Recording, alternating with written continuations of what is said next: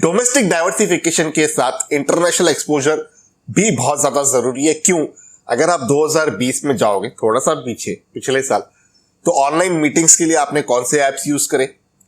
घर पे बैठे बैठे जब आप बोर हो रहे थे तो दोस्तों के साथ कनेक्ट करने के लिए कौन से ऐप्स यूज करे? और यहां तक एंटरटेनमेंट की जब बारी आई, ओटीटी प्लेटफॉर्म पर वेब सीरीज देखना, समय को काटना यानी कि टाइम पास करना, उसके लिए कौन सी एप्स को आपने यूज करा? अब अनफॉर्चुनेटली ये जो भी कंपनी के एप्स आपने यूज करे ये हमारे भारत देश के स्टॉक एक्सचेंजेस पर लिस्टेड नहीं है, लेकिन इनमें निवेश करने के लिए कोई बैरियर नहीं है दोस्तों। उदाहरण के लिए अब जो ये एनएफओ आया हुआ है, Aditya Birla Sun Life Nasdaq 100 fund of fund, जो एक ओपन एंडेड स्कीम है और ये ओवरसीज ईटीएफ और इंडेक्स फंड्स जो नैस्डैक 100 इंडेक्स पर बेस्ड है उनमें इन्वेस्टमेंट करता है। और जिस हिसाब का पेनिट्रेशन हो रहा है दोस्तों, मुझे पर्सनली ऐसा लग रहा है कि अभी तो ग्रोथ की जो शुरुआत है वो हुई है इन कंपनियों के लिए। तो आज के इस वीडियो में इसी चीज पर बात करेंगे। शुरू करते हैं, आइए मिलकर सीखते हैं। अब 5 रीजंस है मेरे पास जिसके वजह से मैं ये मानता हूं कि ये डिसरप्शन की एक शुरुआत है। यहां से आगे भी इस प्रकार की कंपनीज की एक बहुत ही अच्छी ग्रोथ की स्टोरी इवॉल्व हो सकती है और एक एक करके मैं क्विकली आपको रीजंस भी बताता हूं। पहला रीजन है दोस्तों वर्क लाइफ बैलेंस को लेकर।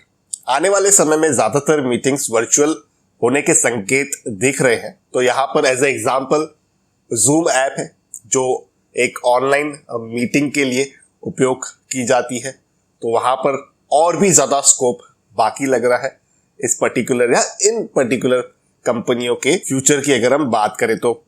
दूसरा है रिक्रिएशन को लेकर।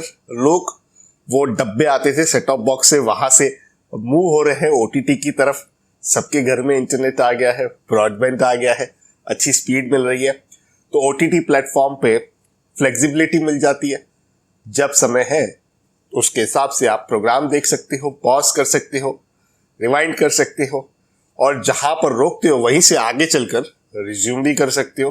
तो ये फ्लेक्सिबिलिटी बहुत ही काम का एक ऑप्शन लोगों को लगने लगा है। तो यहाँ पर ऐसी कंपनीज जो हैं जैसे नेटफ्लिक्स, तो इनकी भी एक अब ग्रोथ स्टोरी की जो जर्नी है उसमें बहुत ज्यादा पोटेंशियल बाकी लग रहा है। तीसरा रीजन दोस्तों शॉपिंग को लेकर है।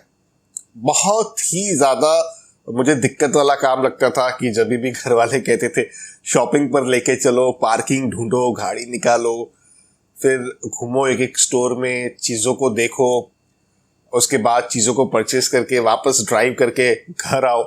घर आते आते रेस्टोरेंट में बैठ गए तो वहां पर 2-2,500 का एक्स्ट्रा बिल लग जाता था। अब लोग ऑनलाइन स्टोर्स की तरफ अट्रैक्ट हो रहे हैं, ऑनलाइन शॉपिंग को अपने लाइफ का एक पार्ट एंड पार्सल मानने लगे हैं। पहले लोग सोचते थे हमको ट्राई करना है, ये लेना है, अगर खास करके वेरिएबल्स लेते थे। तो अब वो भी चीज जो है वो ज्यादातर लोग ऑनलाइन बाय करते हैं और इस चीज को एक्सेप्ट करना उन्होंने स्टार्ट कर लिया है। और यहां पर इस कैटेगरी में अगर उदाहरण के लिए हम देखें तो अमेजॉन जो एक मार्केट लीडर है दोस्तों, तो इस कंपनी की भी एक ग्रोथ स्टोरी जो है उसकी ऐसा लग रहा है कि अभी तो जस्ट शुरुआत हुई है। चौथा रीजन दोस्तों यहां पर सोशलाइजेशन को लेकर है। जैसे कि लॉकडाउन में भी जब हम बैठे थे तो कोई किसी को खत तो नहीं लिखता था, लोगों की स्टोरीज देखते थे फेसबुक पर, एज ए एग्जाम्पल लाइक कर देते थे, कमेंट कर देते थे। तो यहां पर फेसबुक ही अगेन एज एग्जाम्पल हम ले लेते हैं कि ऐसी कंपनीज की अभी ग्रोथ स्टोरी स्टार्ट हो रही है। पांचवा रीजन बहुत ही दिल के करीब है दोस्तों, इंफॉर्मेशन। जी हाँ, इस चीज को मैं एक अपने ही लाइफ का एग्जाम्पल आपके साथ शेयर करके इलॉबरेट करूंगा। मैंने वो जर्नी देखी है कि जब भी इंफॉर्मेशन का एक्सेस चाहिए, यानी कि बुक्स पढ़ने हैं या तो इनफैक्ट न्यूज़पेपर्स भी पढ़ने, तो लाइब्रेरी ढूंढकर वहां जाकर बैठ के पढ़ना पड़ता था। वो ज्यादा कॉस्ट इफेक्टिव तरीका हुआ करता था और वहां पर एकांत का एक माहौल रहता था। सारे लोग स्टडी कर रहे हैं, सभी लोग पढ़ रहे हैं, सबकी आंखें बुक्स में रहती थी या न्यूज़पेपर में रहती थी। तो उस माहौल में आप अच्छी रीडिंग कैपेबिलिटी डेवलप कर सकते थे और वो एक माहौल हुआ करता था इंफॉर्मेशन को एक्सेस करने के लिए। आज की डेट में गूगल देवता, आप जाइए वहां पर आर्टिकल्स मिल जाएंगे, बुक्स मिल जाएंगे, तरह तरह की आपको इंफॉर्मेशन मिल जाएगी। यहां तक ये जो आप वीडियो देख रहे हो, यूट्यूब एज अ प्लेटफॉर्म, ये भी गूगल का एक प्रोडक्ट है, राइट? तो यहां पर गूगल एज एग्जाम्पल आप ले सकते हो। तो ये जो सारी कंपनीज एज एग्जाम्पल मैंने आपके साथ शेयर करी, और इनके जैसी काफी दूसरी कंपनीज जो नैस्डैक 100 पर लिस्टेड है, उन्होंने कहीं ना कहीं बहुत ही अच्छे रिटर्न्स बनाकर दिए हैं। और टॉप 10 कॉन्स्टिट्यूएंट्स की बात करें पिछले एक साल की, तो ये रिटर्न्स आपके स्क्रीन पर इस समय आ रहे हैं। तो इसीलिए जब डाइवर्सिफिकेशन की बात आती है तो इन कंपनियों का कुछ न कुछ पोर्शन तो जरूर होना चाहिए। अब बात करते हैं इस फंड की, जिसका नाम है Aditya Birla Sun Life Nasdaq 100 fund of fund. आखिर इसके क्या फायदे हैं? तो देखिए, यहाँ पर टॉप परफॉर्मिंग ब्रांड्स जिनका जिक्र मैंने आपके साथ किया, जो इनोवेटिव है, उनमें इन्वेस्टमेंट का एक्सेस मिल जाता है। ज्योग्राफिकल डाइवर्सिफिकेशन भी प्राप्त होता है, क्योंकि ये जो सारी कंपनीज है ये ग्लोबल लेवल पर कामकाज करती हैं, क्योंकि इनोवेटिव और हाई ग्रोथ सेक्टर्स में कहीं ना कहीं इस फंड की इन्वेस्टमेंट हो रही है। तो सेक्टोरियल और थेमेटिक डाइवर्सिफिकेशन का लाभ भी मिल जा रहा है। सबसे बड़ा फायदा, जिसकी बात मैंने काफी बार करी है, कि ऐसे इन्वेस्टमेंट्स के माध्यम से करेंसी डेप्रिसिएशन के रिस्क की हेजिंग भी हो जाती है। मिनिमम एप्लीकेशन अमाउंट इस फंड का जो है वो 5,000 है, अगर लमसम के माध्यम से करते हैं, और एसआईपी करनी है तो 500 रुपए पर मंथ से भी शुरू की जा सकती है। तो स्मॉल टिकट के साथ पहली शुरुआत की जा सकती है, वो भी मोबाइल ऐप के माध्यम से। लाइव डेमोन्स्ट्रेशन देता हूं मैं आपको। पेटीएम मनी की ऐप को मैं यहां पर यूज करूंगा। तो अब मेरी जो मोबाइल की स्क्रीन है वो आपके सामने आ रही होगी। पेटीएम मनी की ऐप को मैंने लॉग इन कर दिया है। यहां पर म्यूचुअल फंड वाला जो ये सेक्शन है वहां पर आ जाना है, और यहां पर न्यू फंड ऑफरिंग्स, यहां पर आके क्लिक करोगे आप तो इस फंड की पूरी आपको जानकारी मिल जाएगी। आप स्क्रॉल कर सकते हो, जैसे कि आप देख सकते हो कि इस फंड की जो क्लोज डेट है वो 29 अक्टूबर 2021 की है। तो आपके पास ये वीडियो तो उस तारीख से पहले ही आ रहा है। अगर आपने चैनल को सब्सक्राइब किया हुआ है, नहीं किया है तो कर लीजिए। ऐसे काम की इंफॉर्मेशन आप तक आती रहेगी टाइम टू टाइम। तो इस फंड की बाकी भी जो सारी डिटेल्स है आप यहाँ पर देख पा रहे हो। अब अगर किसी को यहाँ पर इन्वेस्ट करना है तो सिंपली प्रोसीड पर क्लिक कर देंगे। एसआईपी या लमसम दोनों की जा सकती है। मैं आपको डेमोन्स्ट्रेशन देने के लिए केवल लमसम अमाउंट 5,000 रुपए का करूंगा, और पेमेंट ऑप्शन जैसे कि आप देख पा रहे हो सारे प्रकार के आपको मिल जाते हैं। पेटीएम मनी एक ऑल इन वन ऐप है दोस्तों। यहाँ पर आपको gold, direct mutual fund, equity, FnO, wealth baskets, NPS जैसे प्रोडक्ट्स में इन्वेस्टमेंट करने की सुविधा मिल जाती है। उसी के साथ पेटीएम मनी का जो यूजर इंटरफेस है वो काफी सिंपल है।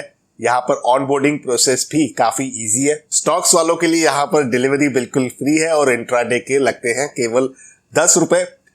पेटीएम मनी की जो ये ऐप है उसे आप नीचे डिस्क्रिप्शन में दी गई लिंक के माध्यम से डाउनलोड कर ट्राई कर सकते हो। इनका अपना यूट्यूब चैनल भी है, उसकी भी लिंक मैं नीचे डिस्क्रिप्शन में दे दूंगा। वहां पर भी आपको पीरियोडिक अपडेट्स मिलते रहते हैं, तो आप चाहें तो उनका चैनल सब्सक्राइब भी कर सकते हो। तो अब बात कर लेते हैं टैक्सेशन के बारे में भी। देखिए, इस फंड में जो भी व्यक्ति निवेश करेगा वहां पर इक्विटी वाला टैक्सेशन नहीं एप्लीकेबल होगा।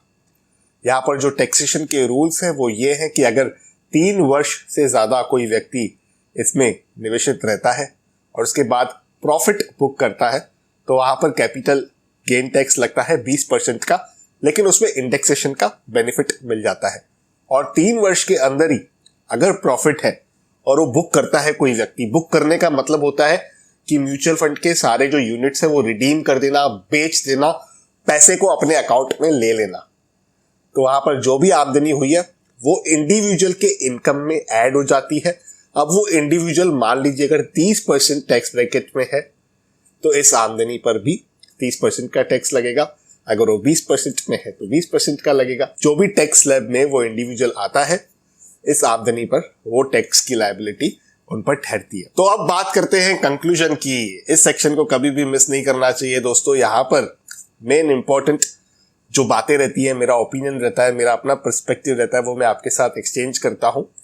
तो देखिए, कोई ऐसा व्यक्ति है जिसे इंटरनेशनल एक्सपोजर चाहिए, जिसके पास अभी भी equity as a asset class में इन्वेस्टमेंट करने की जगह है, यानी कि कुछ अलोकेशन बाकी है, और टर्म बड़ा है, लॉन्ग टर्म का हॉरिजॉन है। लॉन्ग टर्म का मतलब होता है 7 से 10 साल। इतना टाइम के लिए कोई अगर पैसा नहीं चाहिए या इतने टाइम के लिए एसआईपी करना चाहता है गोल फिक्स्ड है।